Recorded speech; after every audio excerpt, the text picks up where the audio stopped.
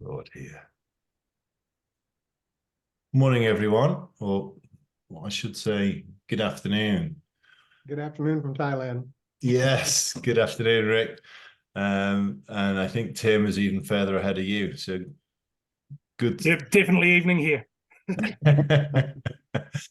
Yeah, good to see you, Tim. Tim, you can just say a bit about your company actually, because you're the only one who wasn't at the initial session, so the other companies won't have heard from you. Yes. So Yeah. before I introduce Joanna, who's going to lead the session today, maybe you can say a couple of words about yourself and Decreed.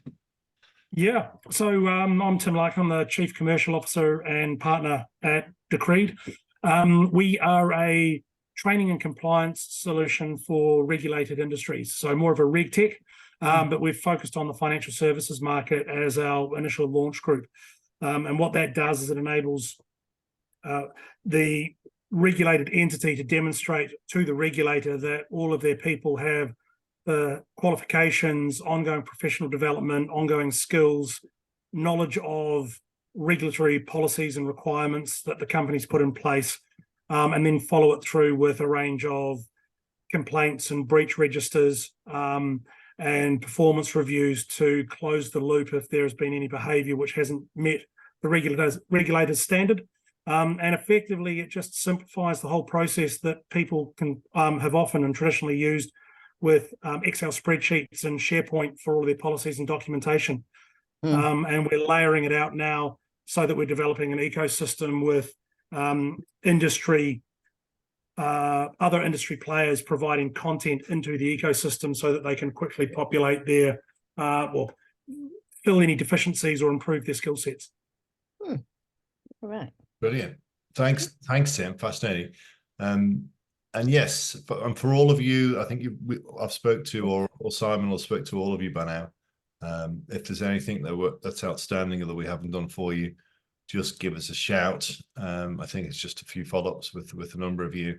I'm going to record this session, if that's okay with everyone, just for a couple of companies who just couldn't make it because of various things going on this time of year, which tends to get very busy before the holidays. So without further ado, let's kick off. So I am delighted to say we've got Joanna Dodd here with us this afternoon, to present for us on the PR and marketing session. I don't think there's anyone better positioned or with the same experience and skill set as Joanna to do this session for you today. Not least because of her experience in the topic area, but also because she's helped probably more companies than I have, Joanna, in terms of those coming in from overseas to actually land in the UK, make sense of it, and then to grow their companies here. So without further ado, I'm delighted to say, here's Joanna Dodd to talk you through this morning's session. Thank you, Tony. Right. No, I'm sure it's not more companies than you, but a fair few. So here we go. We've got the slides. So I know, as Tony says, it's being recorded, but also if you want the slide set, we can hand those on afterwards. So just what I'm going to talk about, I'm going to talk a tiny bit about us in terms of what we do, just to set the context.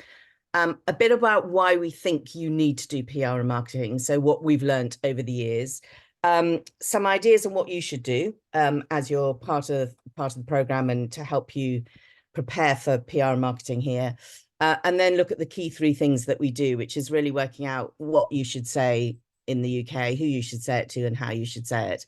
And then just a few client examples, and then obviously very happy to take questions and debate things with Tony at the end.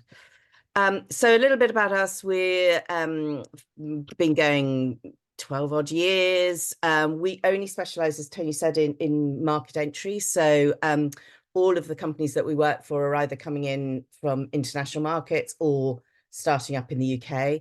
Very broad client sectors. On the consumer side, getting those out of the way first: food and drink, lifestyle and luxury.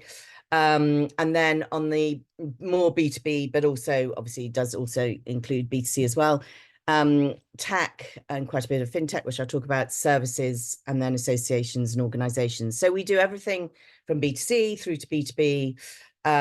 Some clients, particularly in fintech, actually have both B2B and B2C offering, and then corporate and crisis PR. And we're all about promoting change. So our job is to try and help our companies coming into the UK to change attitudes and behaviours, whether that's of a consumer group who need to, buy a service, or whether it's a market sector that needs to change the way that they deliver a service. So everything that we do is all about helping our clients become as successful as possible very early on. So even when we're doing a very consumer-driven campaign, it's typically for really, really sound business reasons. So we've got quite a lot of finance experience over the years, sometimes in specific areas, so private equity or mortgages or impaired mortgages, actually, mutuals. We help clients when they're going through sort of acquisitions or when they're exiting or selling.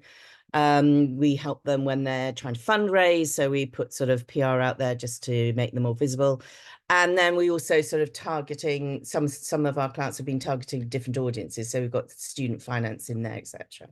And also, as you'd expect from all these sort of companies, they're PRing not just one thing, but they're also PRing other things about them as a corporate, like, for example, their ESG criteria. And I'll talk a bit more about that. So, for example, the sort of publications that the media that we go in for, because that's probably what people most buy us for, is our media relations work. Would be everything from, you can see sort of news programs like Sky News talking about, why student finance at this time. And then through to very, for him, obviously going into his sector, which is the student side, so Times Higher Education Supplement, things like that. Profiling his business, him as a founder, which is really important. Talk about that a bit later on. But also just looking at the space that they sit in and why they are changing the market here in the UK. Other work that we do, for example, here is a few other examples. FinTech Times for some work we did for Pro Chile, which is the trade investment arm for Chile. And they brought in some fintechs for London Tech Week this year, and we were there to get coverage for them to try and raise their profile for them, which worked really well. Through to, on the right-hand side, sustainability for Algebra. So we got a big feature for our client in a leading publication talking about sustainability. There's a few more from Algebra talking about, putting people and planet first. ESG should not be considered bolt-on, values that underpin financial institutions. So I suppose that's really just to say that for every client that we work for, it's trying to find all the different angles that we can talk about. Because from the media point of view, it's very unlikely that you've got one story that will run and run. You do need lots of different ideas about it. So Pro Chile, business money. So again, just really setting the scene. I want to tell you why we think that you should do PR and marketing, because a lot of companies do arrive here and go, phew, I'm here, I've done all the hard work, and maybe spent some money already getting here in that sense. But actually, I want to explain why we found that, and why I set up the business really, is that PR and marketing is hugely important to new companies coming into the UK. And I'll start with this. I don't know whether any of you have read Adam Morgan's Eat the Big Fish, which is a book all about challenger brands, but I think it's a fantastic book. And really, that's something that we've taken on board in terms of our clients coming into the UK. So when he's talking about challenger brands, he's talking about you're very much a not known entity, and your job is to get to become a trusted entity in whatever sector you're in. But for us, that really resonates for international brands coming into the UK. And it's more challenging for you because everybody looks at the UK, oh, not everybody, but people look at the UK and go, it's a brilliant market, and it is a brilliant market. But because it's a brilliant market, it means it's a super competitive market. So that trajectory of becoming known and becoming a trusted brand actually can often be, as people tell us, a lot longer than they thought it was going to be. They were hoping, expecting, planning for a lot earlier traction. And this is where, the job that we do can really help. And typically that's two things here, a head and heart strategy. So the head would be, the facts, the figures, why your product service is so brilliant for the UK market, for the UK fintech market. And the heart is Just a little bit more of a human element to, you know, we all do business with people that we like to do business with. So it's really important. That's why the founder stories are great. You know, why you've set up the business, why you brought it to the UK, a little bit of personality rather than remaining very much on the tech or fintech side of life, which a lot of companies tend to find that's where they feel most comfortable. But actually, from our point of view, it's trying to stretch you across different media platforms. And the reason for that, and this is very much B2B, but actually I think it's applicable for any company, this is Google, not me, has come up with this 1174 rule. Don't really know if it's a rule, but anyway, that they reckon and have worked out that it takes this amount of work to get somebody to convert into being a customer. So it's sort of talking about 11 interactions, delivering 7 hours of great content across at least 4 different platforms.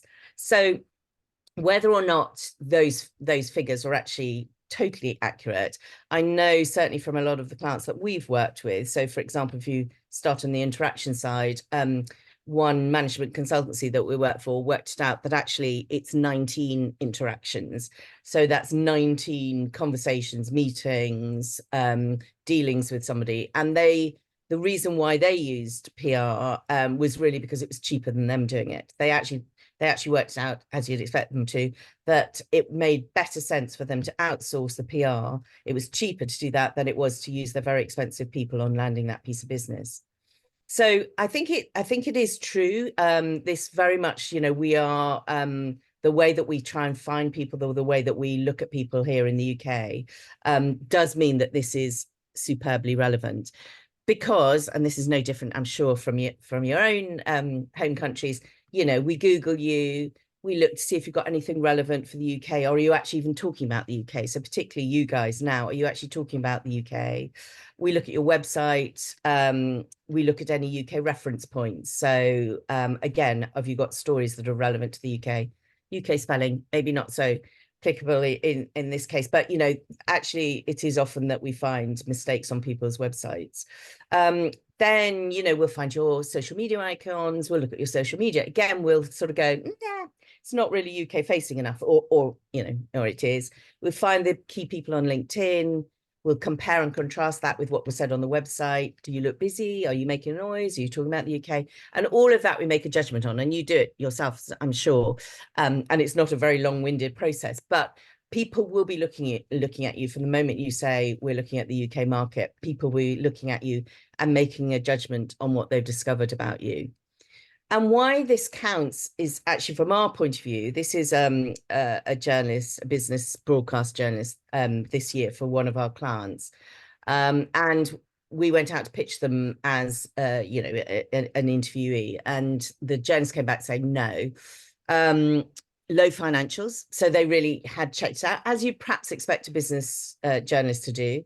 No social media and lack of press coverage in the last year, which obviously was why we were on board to try and solve that problem. But it is interesting that, you know, they just felt, no, there's not enough. I haven't got somebody well enough known even before I want them on my TV radio program. So it is important that you look at all those things about where people are going to find you and what they're going to read about you, particularly when you're coming into the UK market.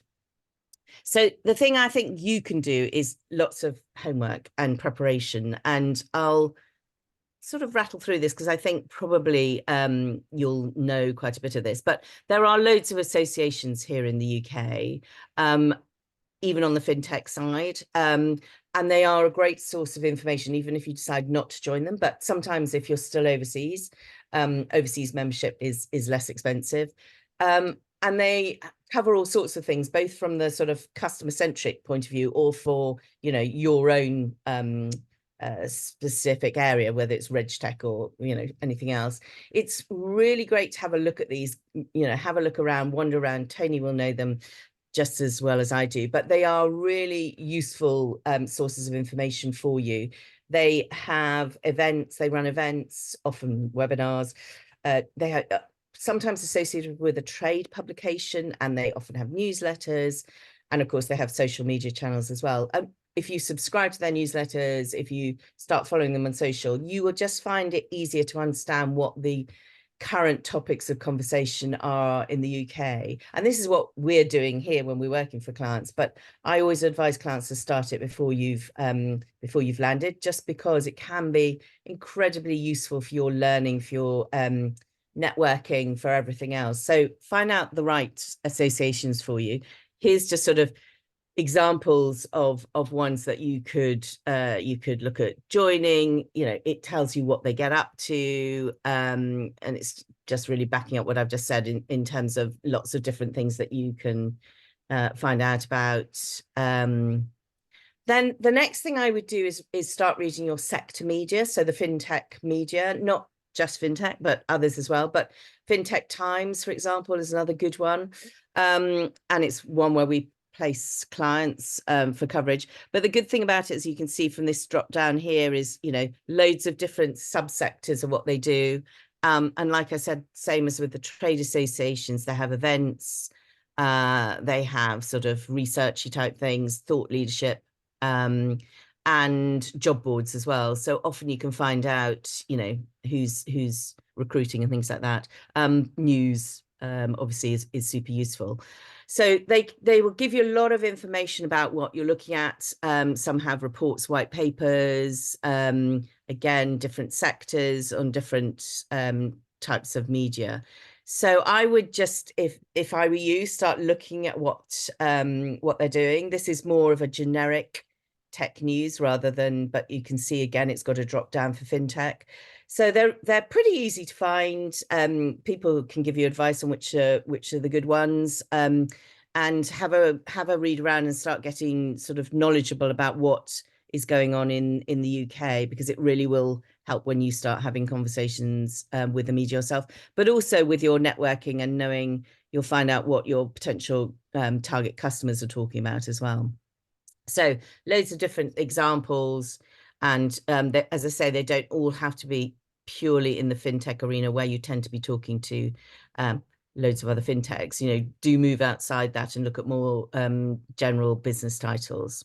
The other thing I would always say to do is to take a look at your competition here in the UK. So a lot of clients, actually more than you'd think, come to us and go, haven't really got masses of competition in the UK, and often that's just not the case. Some clients we meet are really knowledgeable about their competition, others less so. But again, it's not that difficult to find out who they are by using the right sort of search words or Crunchbase or whatever. There are loads of different sources, and I always think it's worth having a tiny bit of a stalk to find out what they're up to, not so that you directly copy them at all, but more that you can find out what they're doing, who their clients are, what they say, case studies, super useful in terms of, you know, just reading about them, knowing what they're doing, find out where they're getting coverage, their news, their people, really useful. We've had clients who've sort of researched very hard into their competition and use that as their key first hires in their UK to try and poach them. And then obviously you can set up Google alerts and start following them on social media. But again, it just helps you know what's going on in the UK. Don't get obsessed by it, but it is quite a useful thing to do. And the last thing is going to sort of trade shows or sector shows or whatever.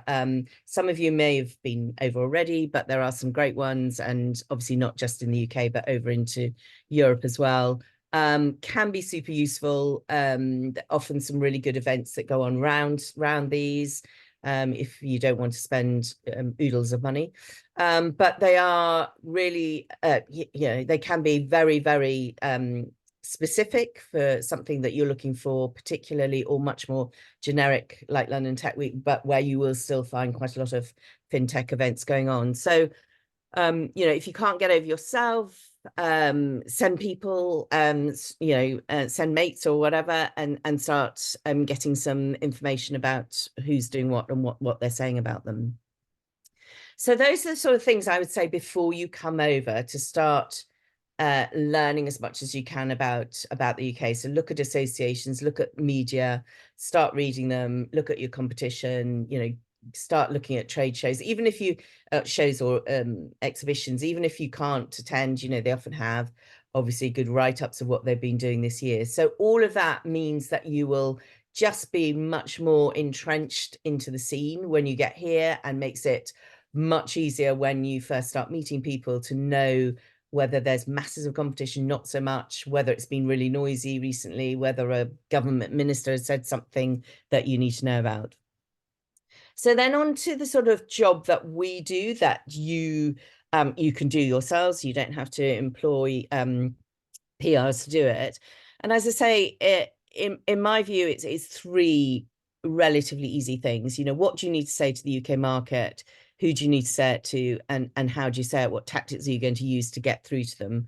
And you know, starting off doing that. So the UK message is again something that people probably slightly underestimate how much work should go into it. Well, actually, I'd say generally speaking, people underestimate how much work should go into their messaging for their company.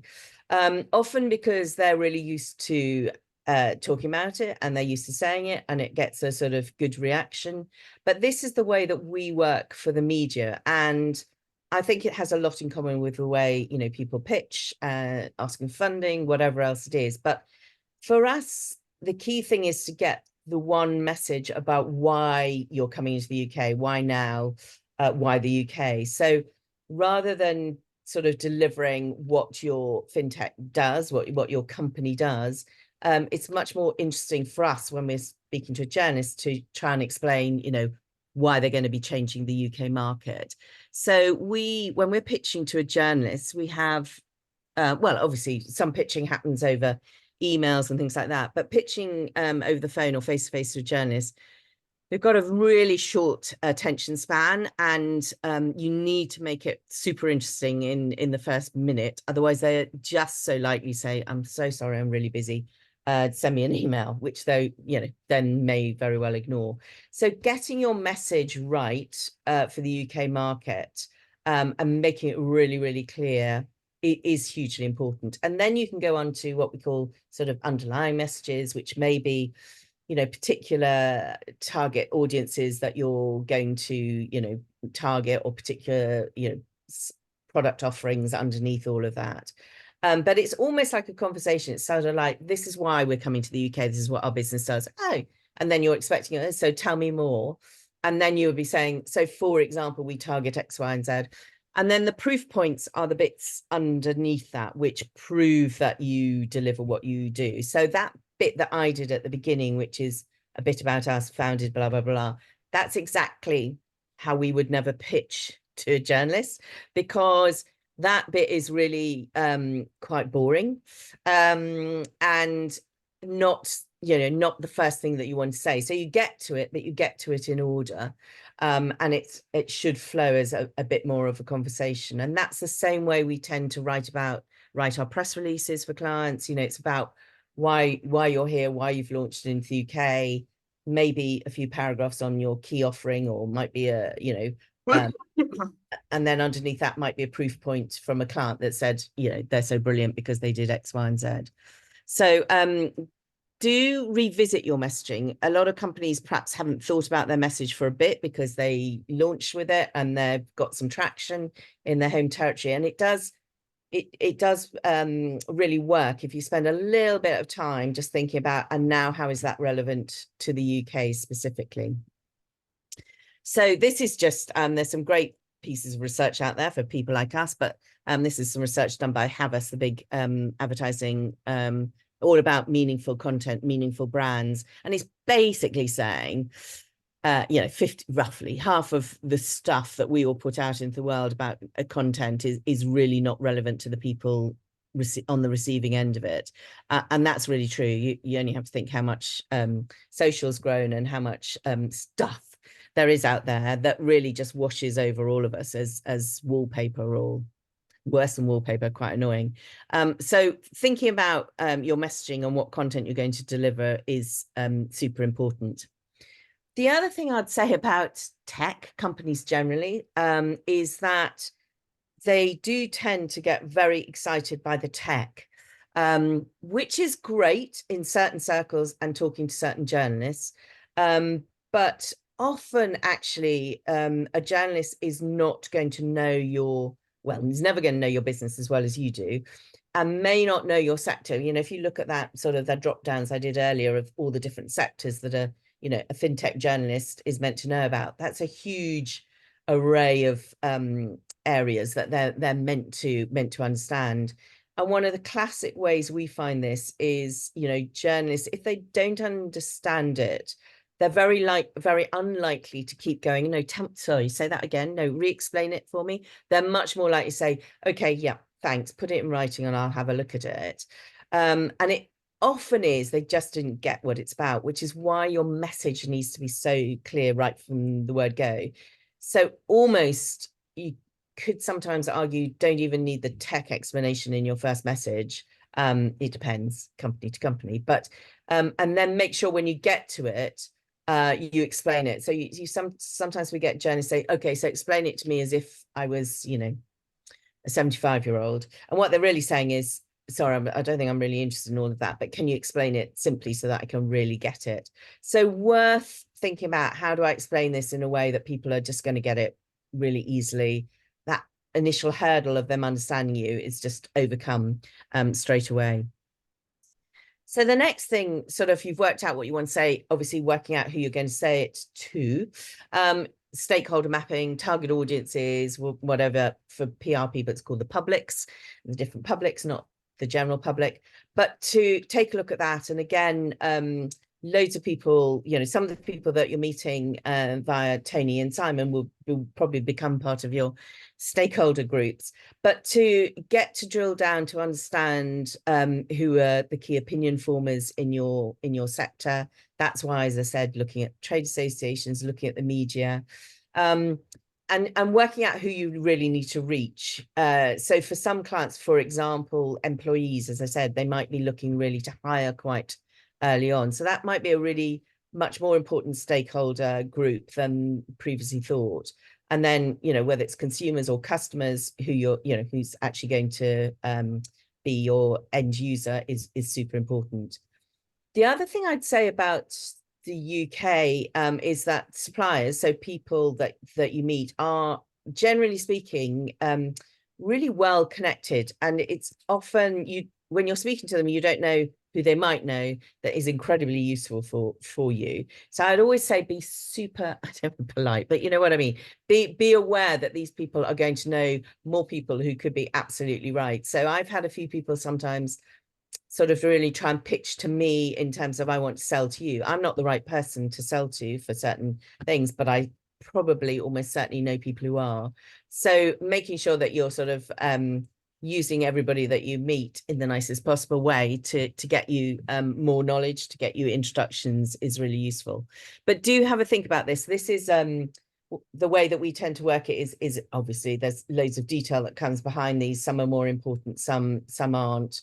But it's really worth you using your time to make sure that you understand how the market operates and who are going to be the key people to help you in the UK. The other thing I'd say about implementing any PR marketing is to have a plan for it. So again, it's probably stating the bleeding obvious, but it's amazing how people don't really know what success would look like for them in terms of their PR, their marketing. So sharing that, knowing that, for us is much easier when we know what a client is really trying to do. So as I said very early on, we've had clients come to us and say, right, we are going to try and sell this business in X.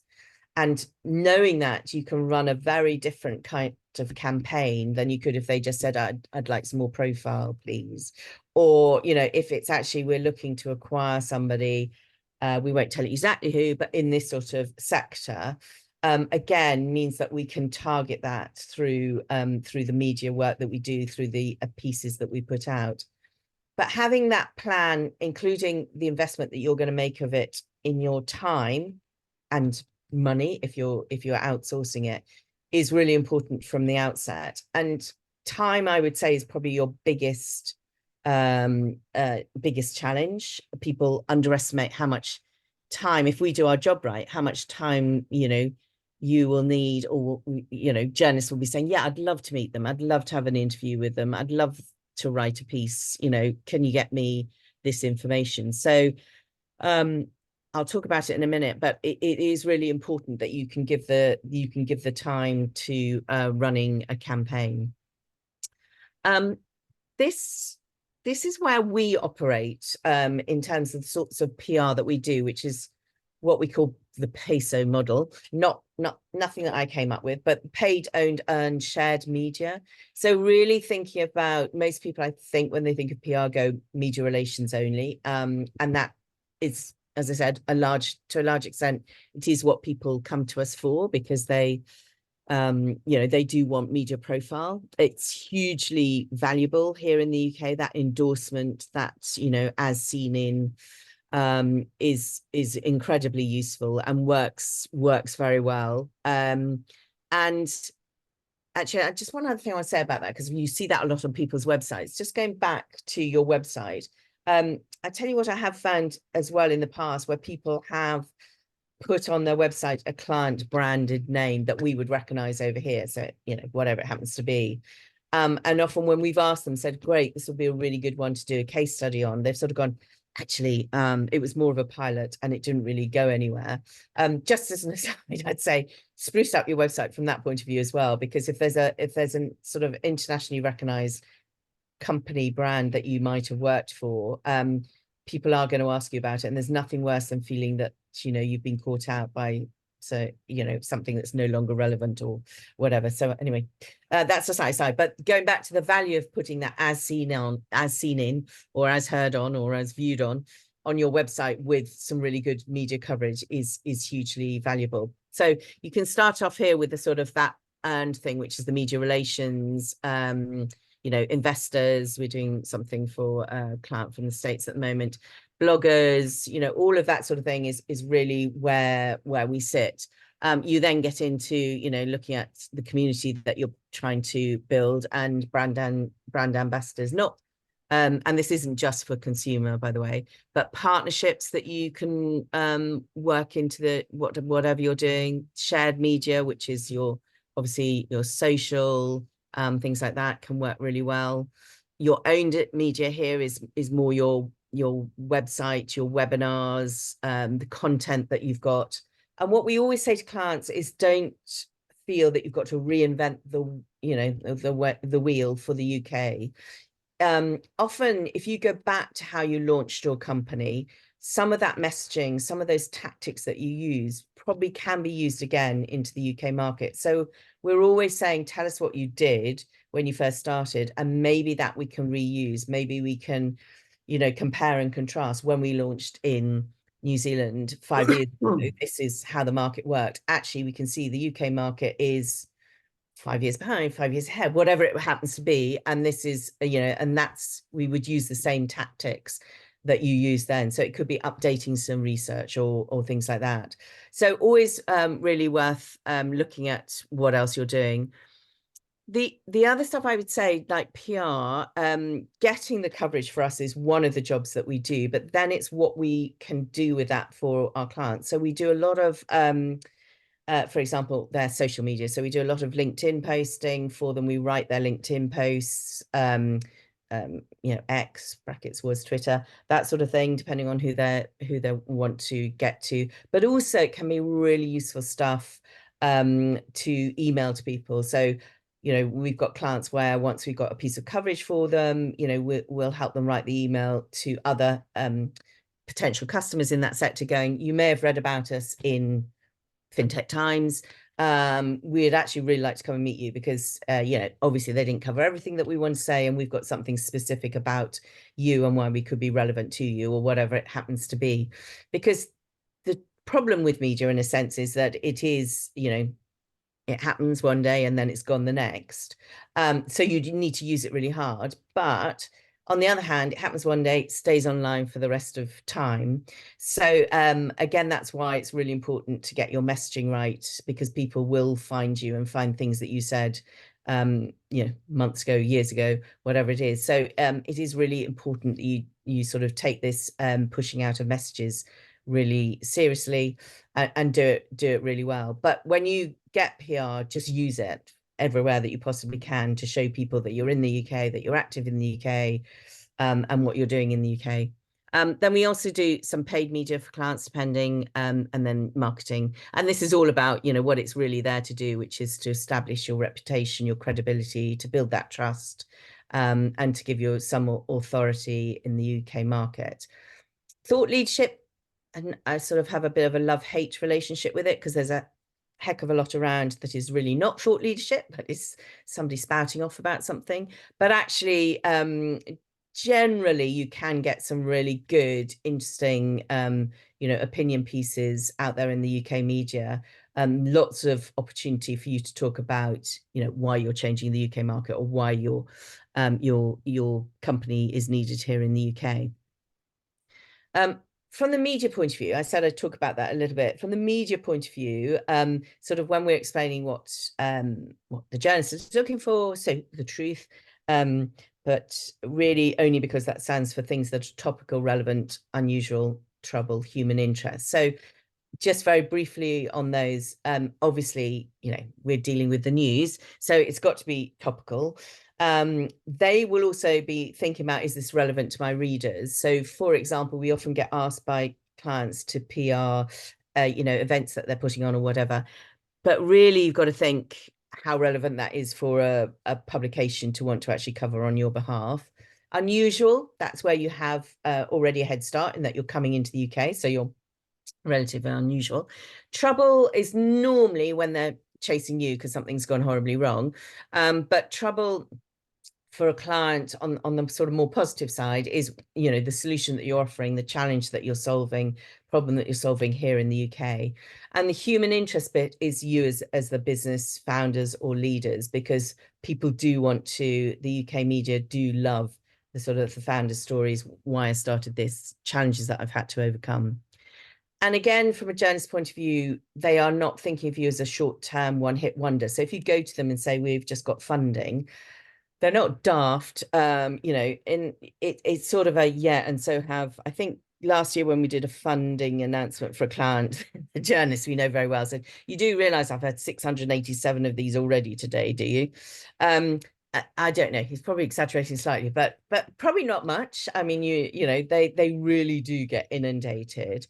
So she, the journalist, is looking to you for a long-term relationship. They want you to become somebody that they trust, that they could ask for commentary on the market, on your sector. So it's sort of important that you do give that impression that you are here for the long term. And that you want to continue engaging with them. So this first story that you go with is only the first story, and that you want to keep talking to them for a little bit longer, and establishing more of a relationship with them. So I want to sort of finish just with 3 examples of what companies have done recently. I'm not sure they're fintechs, but they're put them in for slightly different reasons. This one was a really interesting guy from Canada, doing some very specific type of financial services, and he started looking at the UK market 1 year out from landing. So he's the only client I've ever had who's done this, but I do admire him for 1 year out, and he had very limited knowledge of the UK, knew he wanted to be here, and so he got us to do him a monthly report on what was happening in the market, his competition, who'd done what deal, who'd employed what person. He then had quarterly visits over to the UK, where it was our job to set him up with a meeting schedule. And it was often around events as well, but it was a meeting with not really going out directly for customers, because he wasn't ready to, but to understand the market. So talking to, sometimes it would be with a journalist for a lunch, or going out to see a trade association, going to an event, things like that. And so by the time he landed, it was slightly earlier in the year in the end, he had recruited his employees from people he'd met. And he knew exactly, you know, who their clients would be. He knew who the opinion formers were. And it was such a really specialist area. He didn't actually need any PR going forward, but it was a really interesting job for that year. He took it, I wouldn't say seriously, but he took it, you know, he really did make sure he'd done all of his homework and prep for a successful launch. This is just an example of a client that we've started working with recently. It's from Opturian.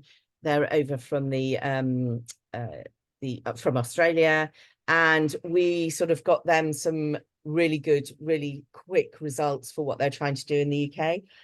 So to give you an idea, we often work on a project basis for clients. We'll very rarely say we want to start and, you know, carry on forever. We usually say 3-4 months, just do a project, see how it works, see what traction you're getting from the UK. So we can very quickly get results for clients. So typically we would always say we'll get coverage within the first month. Often it's within the first 2 weeks. It just depends how quick it is to write that initial news release to get it out there.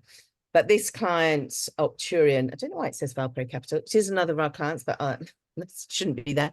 Opturian, we got them, I think, about 10 pieces within 6 weeks of starting in, you know, really good titles for the sort of thing that they were trying to reach. So it can be really quick, and it can be, you know, really impressive. So everything from a very Opturian expands in the UK and appoints their UK lead to this sort of thing over here on the left, Global Software Titan sets foot in the UK. So the great thing about that is obviously that wasn't the title of our press release, but that's the title that the journalists wanted to give it, and that's why it's so influential here. So this is this one. So I think that was, sorry, this is the wording for this one. So, you know, this has now gone up to, so that was within the first 6 weeks. It's now gone up to, I think we're on 15 opportunities. So the launch press release, we started on the 6th of October. The launch press release went out on the 24th. And the way that he's structured it is that we're leading on the process so that they get that initial sort of publicity. And then they're going to get somebody to work on the lead gen side. After we've done that, they've got some traction. They'll be able to explain themselves better in the UK market. And then last one, this is actually not, this is from a tech company. It's actually a training company, gamified training, comes from Norway. But I just thought, I heard him speak last year and at an event, and I just thought what he's had to say was really, really useful. So just very briefly, this is what he talks about. You know, it's easy to be risk averse when you're coming into a new market because you think that, you know, the risk was that you decided to come, but he was just saying you've got to lean forwards, embrace the challenge rather than think job's done, we're here. Not job's done, but you know what, that was the challenge a bit. He just said, go for it. Think about the industry sector focus. He said it took them slightly longer than they thought it would to understand how the UK market works and in different sectors, because they were targeting lots of different sectors, who were the right people to go for. Chase a mixture of big and small logos as customers. I think a lot of our clients obviously do this as well. One of the things, I think it was actually a New Zealand company who said, you know, in New Zealand, I can pick up the phone and talk to anyone I want to really easily. I didn't realize how difficult it was going to be to talk to people here in the UK. Many more gatekeepers, you know, the people who influence stakeholders within one company influencing the buying of you know, is much, much broader than it was back home, and it takes much longer. So that's really what we're trying to do with the B2B type PR that I said at the beginning, which is speed up those interactions or close the time on those interactions. One of the pieces of advice that we gave him at the beginning was to pay to speak at certain events. He said we don't do that. You know, we're known, we're well known. And actually that was probably the best thing he did when he came over here was he got his first customers by speaking at the right events. That thing about being picked up at the right seniority level in a company in the UK, really important. And he hadn't really thought it was. He thought he'd talk sort of tech to tech, and actually he needed to be talking much more senior to that. dare to go all in. I think it's very similar to what he said at the beginning of this chat, risk adverse, punch above your weight, and that's brackets, use PR. So he gave us a shout out there, but that's exactly why you should consider it, because it does make you look more, bigger, maybe is the right word, maybe not, but more established, more here, more relevant to the UK market, and then accept outside help to allow you to focus. So he always, says about how he thought, I'll do all of this when I come here, and then realize actually he needed to get on with the other important parts of his job rather than trying to do all of that sort of stuff. So really the whole reason why we say invest time, energy, maybe budget in doing this is because you get one chance to make your first impression in the UK. And it's super important that you make the right one. Otherwise it can be, like I said, those stories hang around. And if somebody sort of knows that you did a little bit of information saying we're looking at the UK market here, and then 9 months later you're talking, actually they do wonder what's gone on in those last 9 months. And sadly, you'll be judged by somebody else coming in who looks newer, more fresh eyes on a market if you haven't got out there and talked about yourself at the beginning. So yeah, that's us. Always happy, as Tony knows, always to talk to well, I wouldn't say anybody, but we're always happy to talk to people looking at the UK.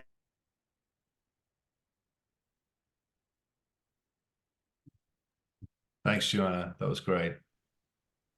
Before I chime in, has anyone got any questions? Just raise your hands or just unmute yourselves and take your camera back where we can see you. It's always better to see you. And fire away at Joanna while she's here.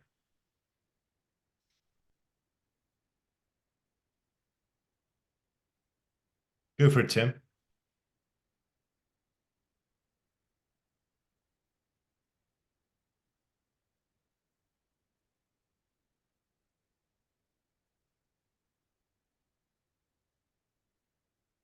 We lost Joanna a minute. Hang on, she's coming back in.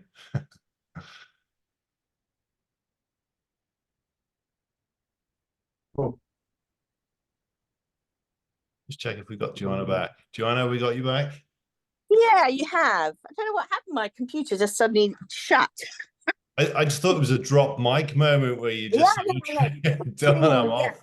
It was so impressive, wasn't it? I'm sorry, you probably can't see me either, but can you, as long as you can hear me. Yep. Tim's got a question first off, Joanna. So yeah, sure. Tim from Decreed.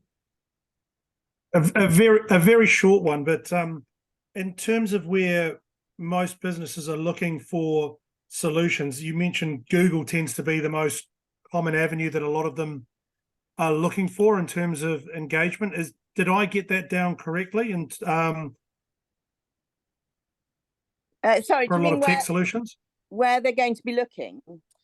Yeah, if people are looking, I mean, ours is a compliance RegTech solution. Is the first stop generally Google for most of the organizations in UK? I think a lot of people do, but actually I'd say if they're sort of avid readers, I would say they'll also get it off the news, the right news. So if it's somebody who knows what they're looking for, Tim, they would find it more likely, I would say, on a media site. But or through some, or through recommendation or whatever else it might be. But yeah, I mean, people do. Yeah, I think people do Google a lot. It depends, it depends who's been asked to do it. Sometimes it's sort of find me 5 companies that I can talk to with this solution, or it's you mentioned hello.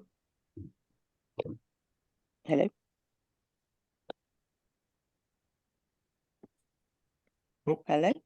Yeah, we can hear you. You're still here? Oh, sorry. I thought I heard somebody else say something. Sorry. I think okay, that makes sense. I think it was okay. Andrew, Yeah. Andrew So yeah. So I mean, I think think if you've got good articles and things, that's where people are more likely to find you, because obviously, we've got one client who all of their Google, when anybody Googles for their sort of marketplace, they're the ones that come up on the first page, because they've got lots of articles about what they've said about it. So Google still sadly is probably the most common thing when people are looking. But I guess also for fintechs, it's more, you're talking slightly more to an educated audience. Sounds rude, but to an audience that's more likely to know where else to find things. So yeah. Good. Thanks, Tim. Sandeep, you next up with your hand.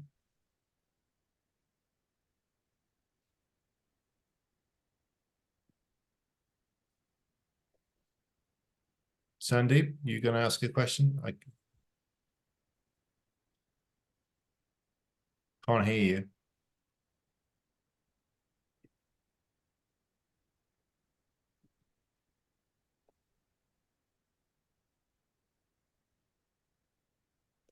Can you not hear me? No, we can't. Can't hear you. Can't hear you, Sandeep. Maybe you can text it. Put it in the chat. He's tapping away furiously there. I can see steam coming off his keyboard at the same time. He's not a fast typist, I can tell you that. Yeah, we could be here. I can hear Rick. So Rick's probably not sitting next to him. I'm guessing. Thailand, India this week. Yeah, a bit of a difference. Yeah, you guys are quite a distributed team, aren't you? Joanna, could I sneak in? Go on, Andrew, sneak in. You mentioned about the Canadian guy who sort of started a year plus before. Yeah. What would you say is and that was unusual. What's a sort of more optimal period before entering the market to start engaging? So I think one of the sort of key things is to work out when you want to say you're in the UK actually. So sometimes people go a bit too early and sort of put out something saying. Well, again, it comes down to messaging, doesn't it, really? So for the pro-Chile fintechs, for example, it was all about they're looking at the UK market because they've got X, Y, and Z solution and they're over here meeting people type messaging rather than saying we've launched. But I'm not sure, that was June, London Tech Week. So they haven't launched yet. But I think, so one is find the right time to do it is perhaps an obvious thing to say, but super important. And make sure that we always say, we get clients say to us, we need you to get the press release out tomorrow because we're doing X, Y, and Z tomorrow. No, that's an exaggeration. Next week. But we would always say, if you want to activate anything properly, you need to really be giving a month's notice to get something up and running. But I would say sometimes clients go too early by sort of showing their interest in the market. For him, as I say, it wasn't an issue. But I would say, make it in your launch phase, whatever that might be, that you are. It doesn't have to be, we're launching on Jan the 1st, but it is, in 2024, this is what we're going to be doing, and we might be putting out a press release now on a client's behalf saying these are their predictions for the UK market in 2024, because we know they're just about to launch. But the news angle of you launching in the UK is a really crucial timing one to get right, and it depends the best time. Is it when you're announcing you've got a pilot project? Can be. Is it when you announce your first client? Probably a little late. So it's sort of somewhere in between that. So yeah, I would generally say 3 months ahead start thinking about it, and any time from then on start getting ready to activate, because it might be that you're coming over. Say you're launching around a particular London Tech Week or whatever, you've got an idea of a timing then. But there's no one rule, sadly, because and in a way it's quite positive because it really depends on what you're doing and what market you're targeting and the sort of customers you're targeting as to how and when it's right to do it. Okay, and just a quick follow-up, thank you for that. What's the sort of first engagement with you like? Is it's a meeting and a conversation followed by a questionnaire, or how do you structure it with your clients? So we start off by understanding what you're trying to achieve, and and your time frame, your objectives, all of that, and then we go back with a proposal on how we think we should do that. We always ask that tricky question about how much budget have you got, and hope that you don't say, "Oh, you tell me how much it is," because I can guarantee whatever I tell you, go and you wince slightly. Not because it's huge, just because you feel you've got to wince. But it really helps if we know what a client's appetite is, and whether they've used PR before. Obviously helps. So we write a proposal, and then and then we sort of agree a start date and everything. And typically, as I say, if that proposal's to do with media, we usually say give it 3 months, because although we get very early traction, probably the bigger, more interesting pieces, not always the case, but the more interesting opinion pieces where you get to talk about what you believe, what you think, which are the larger, more influential topics, they don't come off the first conversation with a journalist. So, giving it a 3-month window means that you get a really good spread of media across a variety of titles, which obviously builds up into being much more influential as a body of coverage. So that's typically what we'd say. Thanks, Joanna. Thanks, No worries. Thanks, Joanna. Two questions really wrapped into slightly one from Sandy. From a timeline perspective, how long does it take for someone to establish a brand awareness? Right. Well, so PR generally is founded on the belief that most companies need ongoing reputation management. So to engage with people on an ongoing basis. So some of my clients, I've worked with in the past with clients who worked with for 10, 20 years. So because once you've got a reputation, you then need to manage it. So once you've built your profile, you want to make sure people keep seeing your profile. So I would say it's easier for you guys often to measure this in a way, because if you sort of estimate you're starting at no brand awareness when you come in, or maybe very limited, you can start to get awareness and brand awareness out there really quite quickly. Whether you then sustain it, slightly different, and it does depend the sector that you're in and how many sort of competitors you might be competing against. Because if there's sake of argument 50 of you, it might take longer. But I think if you said brand awareness from the sort of very simplistic way of looking at it, which is, will I get noticed early on? Will people read about me, see me? The answer is always yes. And then, as I said earlier, if you use it wisely over LinkedIn and engage with people, and have enough follow-on stories to keep that news interest, it works really well. And that's why it's important to get that messaging right and the content, so that you haven't just got the one story, which is we're here.